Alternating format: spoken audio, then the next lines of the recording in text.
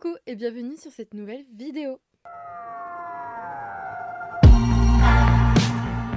On se retrouve aujourd'hui pour une vidéo. On va parler de ces tropes qu'on veut voir et qu'on ne veut absolument plus voir dans les livres de Noël. Il y a des tropes qui fonctionnent encore très très bien et d'autres qui sont légèrement trop usées.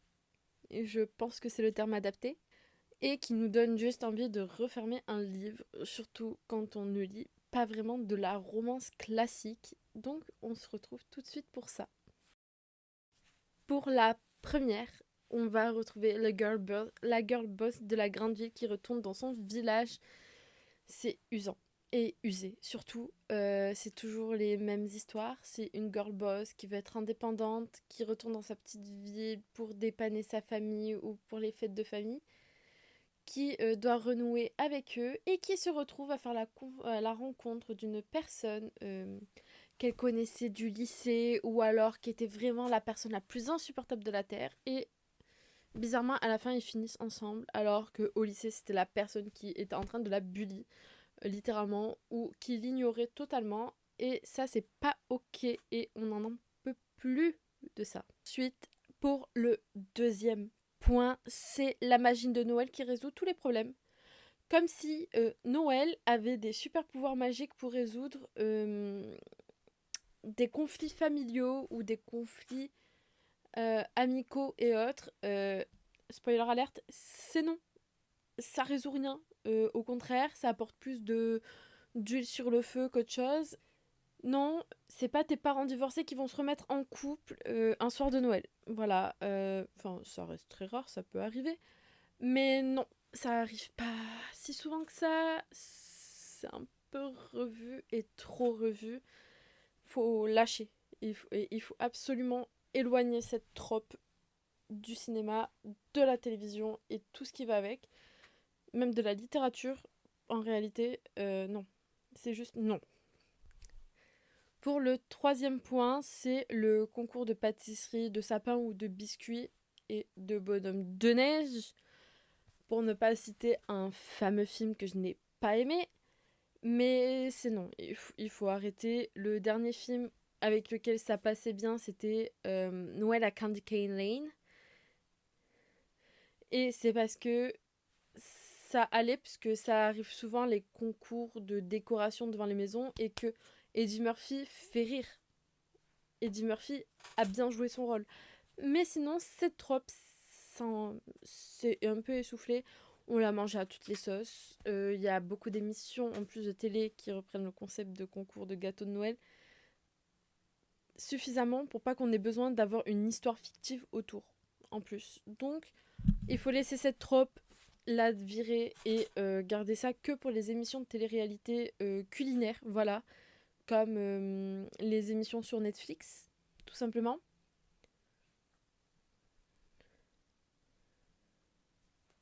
En 4, on a le PDG qui devient humain parce qu'il a mis une boule sur le sapin alors que c'était juste un gros... juste avant et pendant les 50 premières minutes du film et pendant les premières 200 pages du livre. Faut peut-être lâcher un peu prise. De toute façon, la trope avec les patrons, c'est pas trop ma tasse de thé. J'ai déjà vu ça dans 50 nuances degrés. J'ai lu ça, j'avais 15 piges. C'est bon, j'en ai 25, je veux plus voir ça.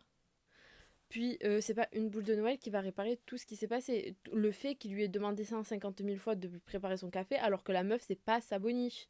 La meuf, c'est son assistante et tout, mais pas sa boniche. Et lui, il lui demande que du café. Donc, au bout d'un moment, on dégage. Surtout que, bon, par exemple, si je prends l'histoire de Russian Mafia, j'ai du mal à imaginer les deux frères accrocher une boule de Noël. Ils auront plus tendance à accrocher des têtes de Noël que des boules. Mais voilà, ça c'est une autre histoire. Et pour le dernier point de la première partie, donc c'est la boutique café où librairie est menacée et sauvée par l'amour.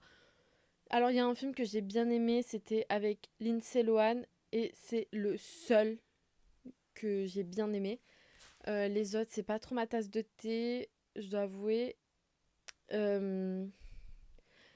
À la limite, Noël à Canterbury, mais je sais plus si ça traite vraiment ce sujet-là. Mais tout ce qui est genre, il faut absolument sauver la librairie, hein. Sur le thème de Noël, je n'en peux pas, je n'en peux plus, je n'en veux plus. J'ai mangé ça toute mon enfance. Euh, J'adore les histoires où il faut sauver la culture et tout, ça y a pas de souci.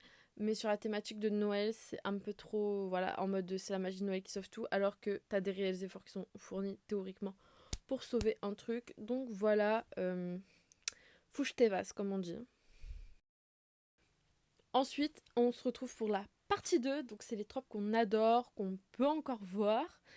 En premier, on a le Enemies to Lovers. Ça, c'est vraiment genre la trope. Alors, j'aimerais beaucoup qu'on ait un peu plus de films fantasy de Noël.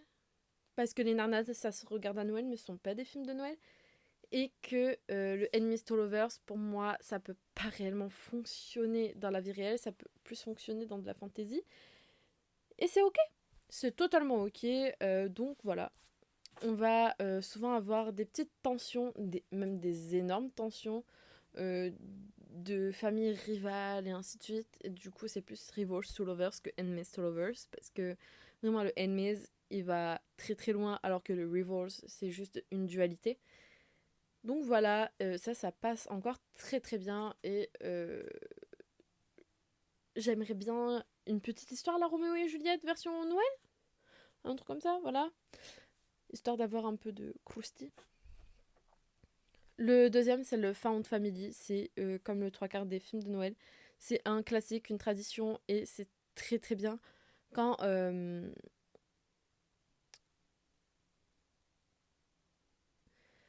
quand c'est des personnages qui n'ont pas réellement de famille, qui commencent à se créer la leur, par exemple Noël à Canterbury. C'est genre mon classique de Noël, c'est mon préféré, c'est mon petit bébé, avec Cathy McGrath, qui joue donc Morgane Pendragon dans la série Merlin. J'avais découvert le film par son biais. Et voilà. Et je pourrais pas me passer de ce film, honnêtement. C'est un beau found family d'une personne qui donc était seule, tout simplement. Donc voilà. Ensuite, la seconde chance sous la neige. Comment te dire que ça fait l'effet de la pluie et la chute sous la pluie avec le gars qui vient rattraper en mode Violetta, mais sans la pluie, mais avec de la neige. Donc voilà. Supplément, tu peux passer ton petit manteau, ça fait du bien, ça réchauffe le cœur et le corps. Et du coup, voilà. Donc, ça peut être par exemple comme Whole Little Secret, où c'est deux personnes qui se sont quittées, euh, pas forcément en bon accord parce que il y avait des ambitions de vie différentes des deux côtés, et qui ont fini par se retrouver. Je me rappelle plus s'ils finissent ensemble à la fin du film, mais pendant le film, je sais qu'ils ne sont pas ensemble. Donc voilà. Ensuite, il y a le grincheux qui fond. Donc, c'est un peu le Grumpy Sunshine des films de Noël. C'est un classique aussi.